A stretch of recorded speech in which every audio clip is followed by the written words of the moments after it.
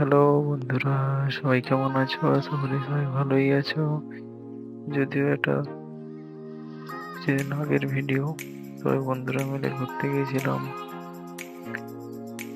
নদিয়া একটা রিসোর্টে। খুবই ভালো মনোরম প্রাকৃতিক পরিবেশ ছিল এবং খুবই ভালো লেগেছিল এবং সবাই মিলে খুবই আনন্দ মজা হয়েছিল। তোমরাও চাইলে এখানে আসতে পারো। ছোট একটি সুইমিং পুল রয়েছে এবং খাবার দাবারেও সুন্দর ব্যবস্থা রয়েছে। পরিবেশটা খুবই